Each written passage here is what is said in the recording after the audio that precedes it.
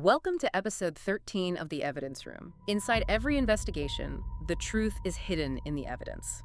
Tonight, we explore one of the most methodical and unpredictable serial killer cases in modern history, our second episode in Alaska. Yeah, and this one is genuinely unsettling. It really is, because this deep dive, well, it's a mission into a truly chilling reality. We are exploring Israel Keyes. He was a predator who actively studied law enforcement tactics for the express purpose of becoming an untraceable ghost. A literal ghost. Right. And I want you to imagine a killer who defies every single known FBI profile.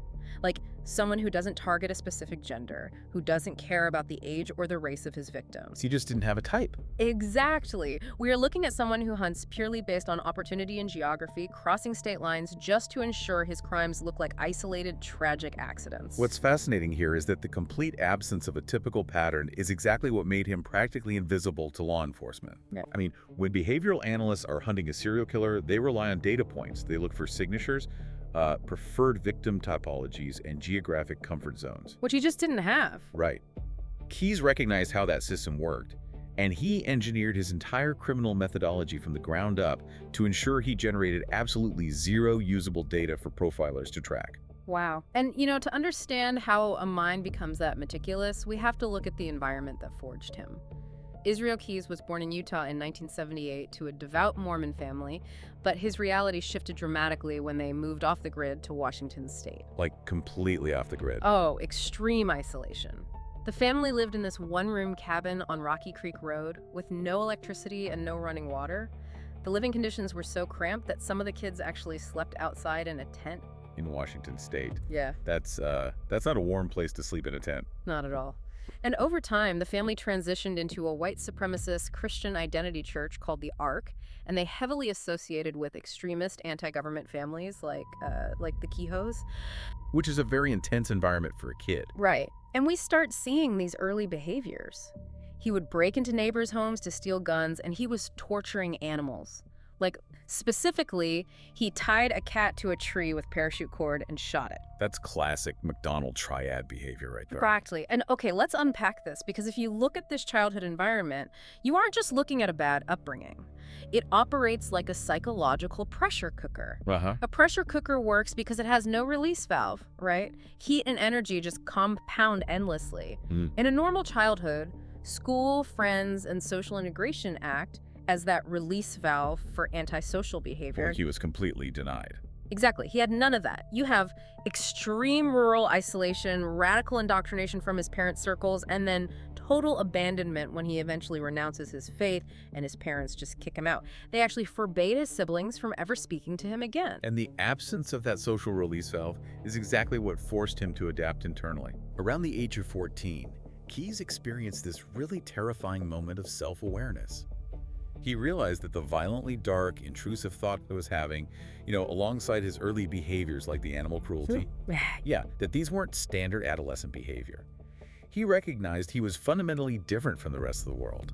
But he didn't tell anyone. No, instead of seeking help or, acting out in a way that would get him caught, he used his isolation to practice the incredibly dangerous skill of masking. Just hiding in plain sight? Exactly. He learned to consciously compartmentalize his darkest urges, developing a completely separate internal world while projecting this harmless, polite facade to anyone he interacted with. But that internal compartmentalization, it doesn't stay hidden forever. By the late 90s, those dark thoughts demand real-world action. During the summer of, I think it was 1997 or 98, there was a terrifying escalation on the Deschutes River in Oregon. The tubing incident. Right. Keyes stalks a teenage girl who is simply tubing down the river with her friends. He assaults her violently, but ultimately lets her float away in her tube. Which is terrifying on its own. It is. But what stands out to me isn't just the assault itself, but his clinical internal review of it afterward. He concluded that he was, quote, too timid. Wow. He decided he simply wasn't violent enough and made a conscious vow to never let a victim survive again. That is just chilling. It's horrific. And right after this escalation, in 1998, he enlists in the Army, which is where I really struggle with this narrative. How so? Well, the military is built on intense, rigid discipline and a constant supervision. How does an active, escalating psychopath thrive in an environment designed to strip away your individuality. I mean, earning an honorable discharge after serving at Fort Lewis and in Egypt. Where he attempted a rape, by the way. Right. It just doesn't align with a guy who can't control his violent impulses. Well, it doesn't align if you view psychopathy simply as an inability to control impulses. For high-functioning psychopaths, it's about controlling those impulses until the environment is perfectly manipulated to their advantage. The Army didn't cure his psychopathy, right? It provided a masterclass in logistics. Oh, wow. So he was learning from them. Exactly.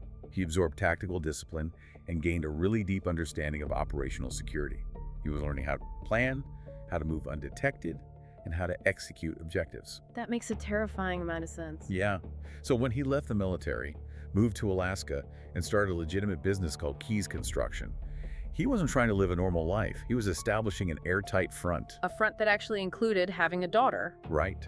And the paradox of his daughter is central to understanding his rigid internal logic. He genuinely appeared to care for her. Which is so hard to reconcile with the rest of his actions. It is, but that singular attachment formed the only boundary in his criminal career. He established a strict rule for his hunts. He would never target children or anyone actively accompanied by a child. But everyone else was fair game. Everything else was fair game. That logistical training you mentioned directly fueled his methodology, specifically the creation of his kill kits. This is where he completely rewrites the rules of premeditation. The kits are just unheard of. Unheard of. Keys takes watertight Home Depot buckets and fills them with firearms, silencers, extra ammunition, zip ties, and chemicals for body disposal. Just a murder kit in a bucket. Exactly. And he then travels across the United States and buries these buckets in remote locations. Like, he buried one in Essex, Vermont, leaving it in the ground for literally years before he ever returned to use it. Just waiting for it. Yeah. And here's where it gets really interesting. It operates like a deeply sinister version of geocaching. Oh, that's a good way to put it. Right. Because instead of using GPS to find a hidden trinket in the woods, he's plotting a geographic network of underground arsenals. It allowed him to fly anywhere in the country, step off the plane completely clean, and instantly have the tools for murder waiting for him underground. And the strategic brilliance behind those buckets is how they dismantle standard homicide investigations. How so? Well, think about how murders are typically solved. Law enforcement relies heavily on the evidentiary link between the murder weapon, the crime scene, and the suspect's home or recent purchase history. Like finding a receipt? Exactly. If a gun or a specific brand of zip tie is left at a scene, they track the serial number or look for recent hardware store receipts. Keys severed that entire chain. By buying it years in advance. Yes.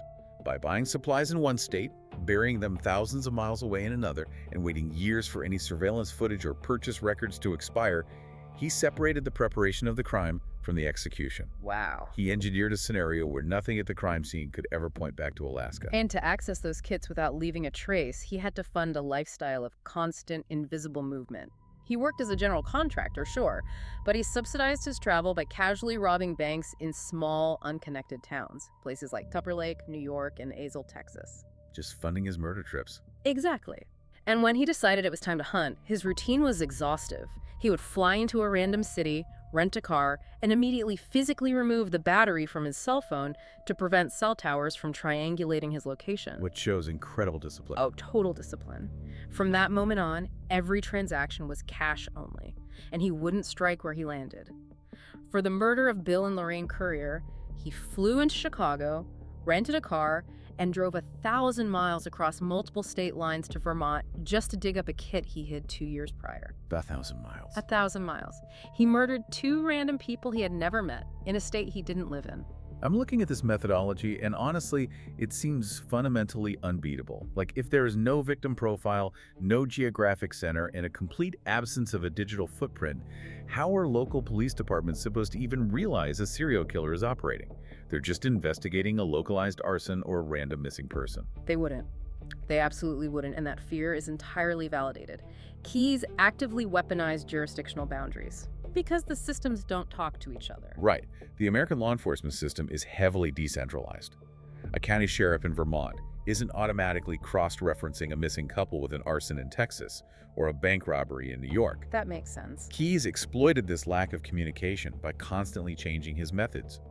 If he used a firearm in one state, he would use strangulation in the next, and arson in the third. So there was no MO. Exactly. Yo. By deliberately shifting his modus operandi every single time, he ensured no algorithm or profiler could connect the dots. He forced federal-level, premeditated crimes to look like isolated local tragedies. But the architecture of a ghost relies entirely on strict adherence to those rules. The moment he breaks them, the entire structure collapses. And he did break them. He did. February 1st, 2012, in Anchorage, Alaska. Keyes abducts Samantha Koenig, an 18-year-old barista working at a small coffee stand. This case is just so heartbreaking. It really is. The sequence of events here is brutally horrifying. He forces her into his truck, steals her debit card, and locks her in a shed on his own property. He murders her, leaves her body in that shed, and departs for a pre-planned 2-week family cruise in the Gulf of Mexico. He just went on vacation. He went on vacation. Upon his return to Anchorage, he retrieves her body, applies theatrical makeup to her face, sews her eyes open with fishing line, and photographs her holding a 4-day-old newspaper. Ah, God. I know. He uses a horrifying image to extort a $30,000 ransom from her family, maintaining the illusion she was still alive. Finally, he dismembers her and disposes of her remains in Matanuska Lake. The psychological dissonance required to murder a teenager in your own backyard and then seamlessly transition into a relaxed vacation dad mode on a cruise ship, it requires a terrifying level of cognitive detachment. It does. And if we connect this to the bigger picture, the Samantha Koenig abduction represents a catastrophic fracture in his methodology. Because he did it at home. Exactly.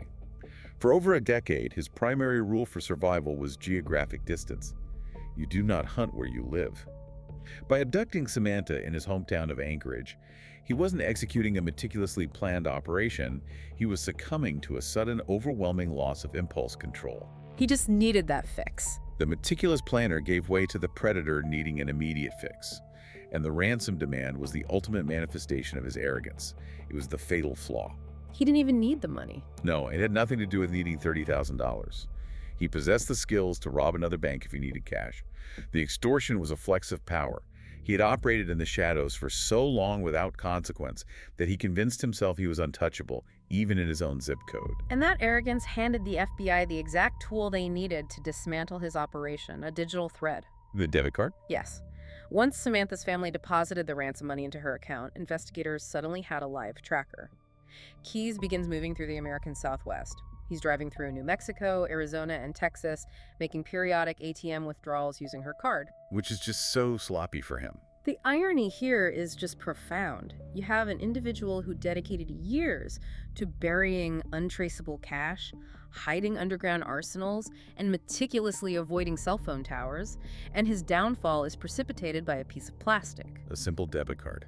An ATM security camera in Arizona captures a clear image of his white Ford Focus rental car, and a nationwide law enforcement bulletin is broadcast. And the mechanics of the resulting manhunt demonstrate the agonizing restraint required in high-stakes federal investigations. Yeah, they couldn't just rush him. Right.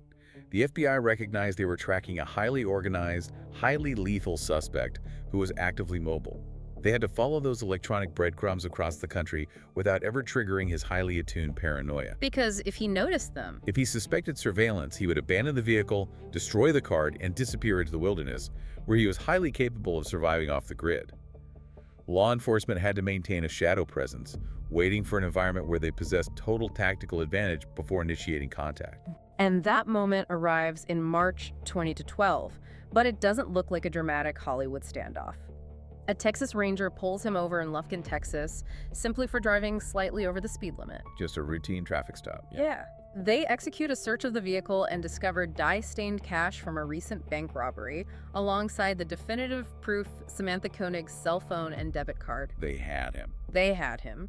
He is extradited back to Alaska and the interrogations commence, but he doesn't invoke his right to remain silent and lawyer up. Instead, he treats his confessions like a high-stakes game. A negotiation, really. Exactly. He provides incredibly detailed, blow-by-blow accounts of the murders, but uses the information to dictate terms, demanding they keep his name out of the media to shield his daughter. And even in custody, he's physically resisting. During a routine courtroom hearing in May 2012, he attempts a brazen escape by using wood shavings from a pencil to pick his leg irons, requiring officers to use a taser to physically subdue him. He never stopped trying to fight. So, what does this all mean? If a mastermind is caught dead to rights, is sitting down with federal agents a sign of genuine cooperation, or is it just a new arena for him to exert dominance? It is entirely about dominance and control. Psychologically, Keyes lacked any capacity for genuine remorse. For a psychopath of his caliber, the interrogation room isn't a place of confession, it's a theater. Oh, wow. When he recounted the meticulous details of his crimes to the FBI, he was actively reliving the dopamine rush of the murders. Because he was physically confined and unable to hunt, he substituted the physical act with the psychological manipulation of his captors. He knew they needed him. He understood that federal agents were desperate to clear these cold cases. By treating his memories as currency, doling out fragments of truth to prove he was legitimate, while withholding specific names and coordinates, he maintained his position of power. He was directing the narrative from inside a cell. And the scope of what he was withholding during those sessions hints at a staggering reign of terror. He alluded to 4 unnamed victims located in Washington state. He detailed an abduction on the East Coast, which investigators strongly correlate to Deborah Feldman, a woman who disappeared from New Jersey in 2009. Right. But the most visceral indicator of his true body count was discovered inside his jail cell. After his death, investigators found 11 skulls meticulously drawn in his own blood underneath his bed. Accompanying the skulls was a pentagram and the phrase, "We are one." That is just terrifying. I look at a detail like that and I have to question the authenticity. Like, we're dealing with a killer obsessed with his own mythology. Could those bloody skulls just be the ultimate theatrical manipulation from a killer obsessed with his legacy rather than a genuine body count? Well, approaching any serial killer's self-reported metrics with skepticism is a necessary investigative step. They are inherently narcissistic and highly motivated to inflate their infamy. Right, they want to be famous. Exactly.